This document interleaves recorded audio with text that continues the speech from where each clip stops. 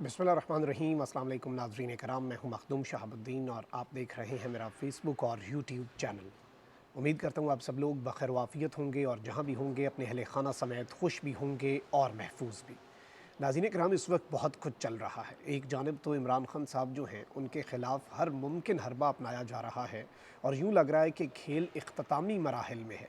तो वहीं दूसरी जानिब इमरान खान ने भी इस वक्त किसी भी किस्म की कोई रियायत दिखाने से इनकार कर दिया है। आप देखें कि तोशाखाना केस के अंदर जो एक मास्टर स्ट्रोक खेला है, उस मास्टर स्ट्रोक के बाद अब एक और पत्ता फेंका है और इस मर्तबा इमरान खान साहब ने बहुत से लोगों को निशाने इबरत बनाया है, बहुत से लोगों के ऊपर झुर्लू फेरा है और बड़े बड़े बुर्ज जो हैं वो इमरान खान साहब ने उल्टा दिए हैं। वहीं दूसरी जानिब अभी भी बहुत कुछ चल रहा है। अभी बहुत सी ऐसी चीज़ें हैं, बहुत से ऐसे अवामिल हैं, बहुत से ऐसे प्रोसीजर हैं, प्रोसेस हैं, ऐसे मंसूबे हैं जिनके ऊपर अमल दरामद को बहुत ज़्यादा तेज़ कर दिया गया है, फ़ास्ट ट्रैक कर दिया गया है। आप देखें कि पीटीआई पार्लियामेंटेरियंस नामी जो एक गिरोह बना है, परवेज़ खटक साहब की जमात, उन्होंने इमरान खान के ख़िलाफ़ खैबर पख्तूनख्वा में जलसे का ऐलान भी कर दिया। यानी स्ट्रीट पावर, पब्लिक की जो एक ताकत होती है वो दिखाने की एक कोशिश है। इसके साथ ही साथ कुछ और बहुत बड़ी डेवलपमेंट्स हैं। इमरान खान साहब और जनरल फैज़ हमीद पर पाबंदी का बिल जो है, क्या वो पार्लियामेंट से पास हो चुका है और पार्लियामेंट से जो एक्ट पास हुआ है वो क्या है, क्या मामलात हैं और इमरान खान साहब के लिए किस तरह से एक बहुत बड़ा कंसर्न है। इस हवाले से भी इंपॉर्टेंट चीज़ें हैं, इंपॉर्टेंट पॉइंट्स हैं, एस्पेक्ट्स हैं जो आपके सामने रखने हैं। सबसे पहले तो मैं आपको एक अपडेट दे दूं। बड़ी खबर है कि वज़ीर-ए-आज़म शहबाज शरीफ और army chief general Asim Munir ने पेशावर का दौरा किया है, जहां वज़ीर-ए-आज़म को खैबर पख्तूनख्वा की मजमूई सिक्योरिटी सूरत हाल पर ब्रीफिंग दी गई और खार खुदकुश धमाके की तहकीकात पर पेशरफ्त, मनसूबा साज़ों, दहशत गर्दों और सहूलतकारों के दरमियान राब्तों और रवाबित के ख़ात्मे और इंसदाद दहशत गर्दी के इक़दामात के हवाले से ब्रीफिंग दी। और इस सब के अंदर शहबाज शरीफ साहब जो हैं उन्होंने खुदकुश हमलों के अंदर अफ़गान शहरियों के मुलव्वस होने, सरहद पार से मासूम शहरियों पर बुज़दिलाना हमलों की मनसूबाबंदी करने और पाकिस्तान दुश्मन अनासर की कार्रवाइयों पर तशवीश का इज़हार किया है। इस मौके पर वज़ीर-ए-आज़म का कहना था कि अफ़गान अबूरी हुकूमत को अपनी सरज़मीन किसी दूसरे मुल्क में दहशत गर्दी के लिए इस्तेमाल होने से रोकने के लिए ठोस इक़दामात करने चाहिए। इस सब के अंदर मैं आपको ये बता दूँ कि ज़ख्मी अफराद को खार से पेशावर मुंतकिल करने के लिए पाक फ़ौज की काविशों को सराहा और इन्होंने वज़ीर-ए-आज़म ने और आर्मी चीफ़ ने दोनों ने मिलकर, और साथ मौलाना फ़ज़ल रहमान साहब भी थे, इन्होंने मिलकर ज़ेरे इलाज ज़ख्मी अफराद की इयादत की, सीएमएच का दौरा किया, उनसे सेहत के बारे में दरियाफ़्त किया, मुतल्लिका हुकाम को ज़ख्मियों को मुकम्मल सेहतयाबी तक इलाज मुआलजे की बेहतर सहूलत फ़राहम करने का कहा और ये सारे मामलात हुए। और इससे पहले मैं आपको ये भी बता दूँ कि कोर कमांडर पेशावर जो हैं उन्होंने इससे पहले इस्तकबाल किया था आर्मी चीफ़ और वज़ीर-ए-आज़म दोनों का, तो ये दोनों गए हैं। अच्छा, इसके साथ ही साथ वज़ीर-ए-आज़म साहब जो हैं उन्होंने कुछ बातें कही हैं और कुछ इम्पॉर्टेंट चीज़ें हैं, क्योंकि देखिए ये मामलात और ये बातें जो होती हैं, ये अपडेट्स छोटी-छोटी होती हैं, लेकिन ऑब्वियसली ये पाकिस्तान के पूरे पॉलिटिकल स्फीयर को, पाकिस्तान के इंटरनेशनल रिलेशंस को, हर चीज़ को शेप करती है। जैसे अभी शहबाज शरीफ साहब ने अफ़गान सरज़मीन के इस्तेमाल के ऊपर तशवीश का इज़हार किया है, ये बहुत ज़्यादा इंपॉर्टेंट है, बहुत ज़्यादा अहम है। अगर आप पाकिस्तान के मुस्तक़बिल के अंदर जो हमसायों के साथ मामलात होंगे, इस सब के अंदर शहबाज शरीफ ने एक बार फिर भारत को मुज़ाकरात की पेशकश भी कर दी है और इन्होंने कहा है कि तनाज़ात के पुरअमन हल पर यकीन रखते हैं, जंगे मसाइल का हल नहीं, बातचीत से आगे बढ़ा जा सकता है और हमें अपने वसाइल अवामी मफाद पर ख़र्च करने होंगे। और इन्होंने कहा कि जी, पाकिस्तान अपने हमसाये से बात करने के लिए तैयार है, मगर शर्त है कि हमसाया भी संजीदा मामलात मेज़ पर बैठ कर हल करने के लिए तैयार हो।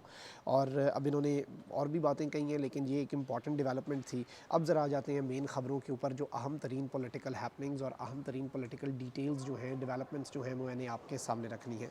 पाकिस्तान तहरीक इंसाफ़ और इमरान खान साहब जो हैं वो मुकम्मल तौर पर इस वक्त आप कह सकते हैं बड़ी आसानी से, बड़े वसूख से ये बात करने में कोई मुझे नहीं लगता कि मुज़ायक़ा होगा कि मुकम्मल तौर पे इमरान खान साहब जो हैं वो इस वक्त जारहाना इनिंग्स खेल रहे हैं। इमरान खान साहब 14 अगस्त को सड़कों पर अभी आने का ऐलान कर चुके हैं और ऑब्वियसली उस हवाले से प्लानिंग चल रही है। आपको मज़ीद चीज़ें नज़र आ जाएंगी अगर इमरान खान साहब को मौजू लगा और उससे पहले खान साहब को अरेस्ट ना किया गया। और इसके अलावा खान साहब टिकट्स का मामला भी हल कर चुके हैं कि मैं वकीलों को दे दूँगा, वकीलों को इतनी आसानी से प्रेशराइज़ भी नहीं किया जा सकेगा, उठाया तो फिर बैकलैश फेस करना पड़ेगा वकला बिरादरी का। और पोलिंग स्टेशंस पर भी वकला जब पोलिंग एजेंट्स होंगे उनके साथी, तो ऑब्वियसली आपको पता है कि फिर धांधली इतनी आसान नहीं होगी। अब यहाँ पर इमरान खान साहब जो है ना, वो जो गद्दार हैं या जो पार्टी को छोड़ रहे हैं और इमरान खान का साथ छोड़ रहे हैं, उनके लिए भी किसी भी किस्म की कोई रियायत नहीं है। आप देखें कि पहले परवेज़ खटक को निकाला, फिर महमूद खान को निकाला, बाकी 9-10 बंदे पीटीआई खैबर पख्तूनख्वा के एमपीएस फारिग किए, परवेज़ खटक के बेटे को उड़ा के रख दिया, सिंध के अंदर शोकाज नोटिस जारी कर दिया, सेनेट के अंदर जिन्होंने आर्मी एक्ट और दीगर चीज़ों के ऊपर वोट किया, उनके खिलाफ खान साहब ने डंडा उठा लिया हाथ में।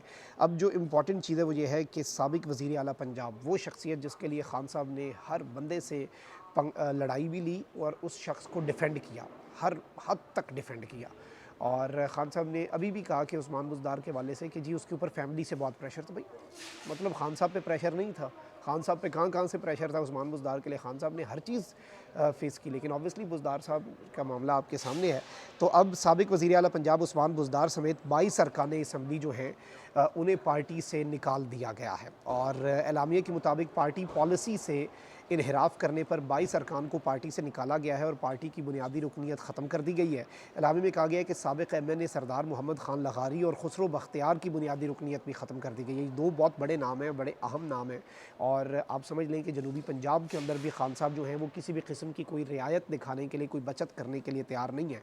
इसके अलावा जावेद अख्तर अंसारी, फ़ारूक आज़म मलिक, मोहम्मद अख्तर मलिक, सैयद मोहम्मद नदीम शाह, एहतशामुल हक, बहावल खान अब्बासी, सबीन गुल को भी पीटीआई से फ़ारिग कर दिया गया है। मियाँ शफ़ी मोहम्मद, सैयद मोहम्मद असगर शाह, मियाँ तारिक अब्दुल्ला, मोहम्मद अफजल, एहसनुल हक, सलीम अख्तर, मोहम्मद ज़हीरुद्दीन खान को भी पीटीआई के हलकों से निकाल दिया गया है। पीटीआई की बुनियादी रुकनीत इनकी ख़त्म कर दी गई है। मखदूम अफ़कारुल हसन और इनके अलावा मुहियुद्दीन सोलंकी और दीगर लोग भी। और मैं आपको ये भी बता दूँ कि ये वो लोग हैं जिन्होंने पीटीआई को 9 मई के वाक़यात की मज़म्मत करते हुए, 9 मई के वाक़यात का ज़िम्मेदार करार देते हुए पार्टी को खैरबाद कहा। पार्टी और सियासत जो है, बहुत से लोगों ने सियासत छोड़ने की भी बात की, लेकिन ऑब्वियसली वो जैसी भी सियासत छूटती है, आपको भी पता है कोई ज़्यादा सियासत कौन छोड़ता है इस मुल्क के अंदर। लेकिन ये एक बड़ी अपडेट है और ज़ाहिर बात है खान साहब जो हैं वो इस वक्त जारहाना मूड में हैं।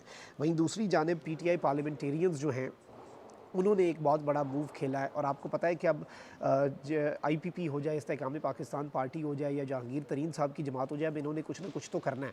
अब इन्होंने कुछ ना कुछ तो दिखाना है। अब इनके पीछे जितनी इन्हें सपोर्ट है, जितने मामलात हैं, आपको पता है कि किस तरह की सूरत हाल है इनकी और क्या मामलात हैं।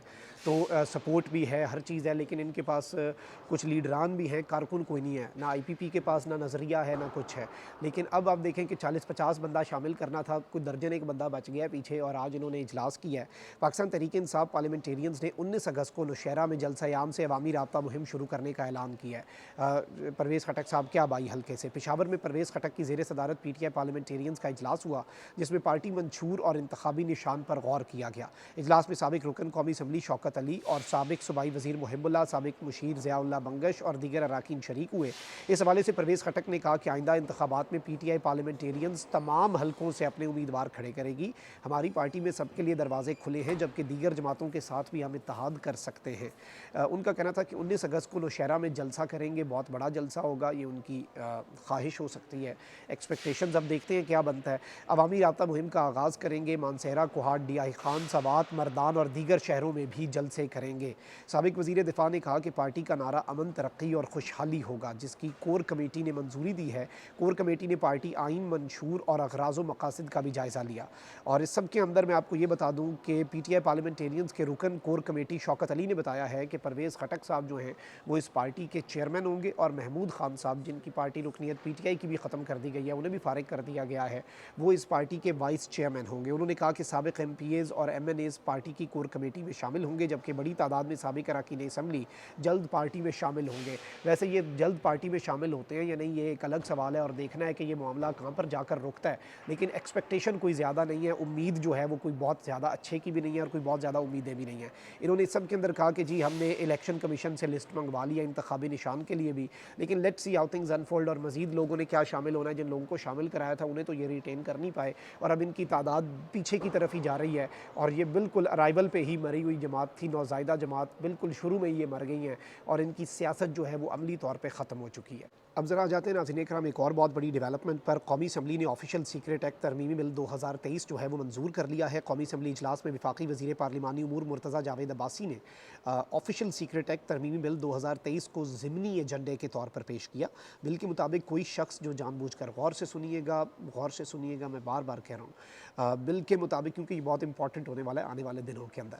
बिल के मुताबिक कोई शख्स जो जानबूझकर अमन आमा का मसला पैदा करता है, रियासत के ख़िलाफ़ काम करता है और इसके साथ ही साथ ममनुआ जगह पर हमला करता या नुकसान पहुंचाता है जिसका मकसद बराह रास्त या बिलवास्ता दुश्मन को फ़ायदा पहुंचाना हो, तो वो जुर्म का मुर्तकिब होगा।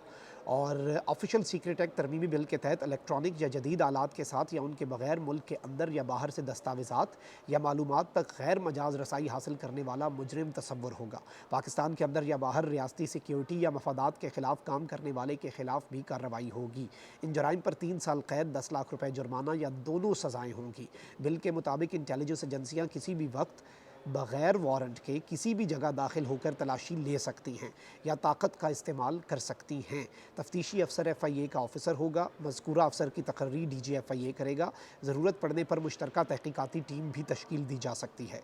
ऑफिशियल सीक्रेट एक्ट के तहत मुलजिम का ट्रायल खुसूसी अदालत में होगा और खुसूसी अदालत 30 दिन के अंदर समाअत मुकम्मल करके फ़ैसला करेगी। यानी खुसूसी अदालत भी बनेगी, एजेंसियाँ पकड़ भी सकती हैं, ताकत का इस्तेमाल भी कर सकती हैं, बग़ैर वारंट के दाखिल होकर छापा भी मार सकती हैं।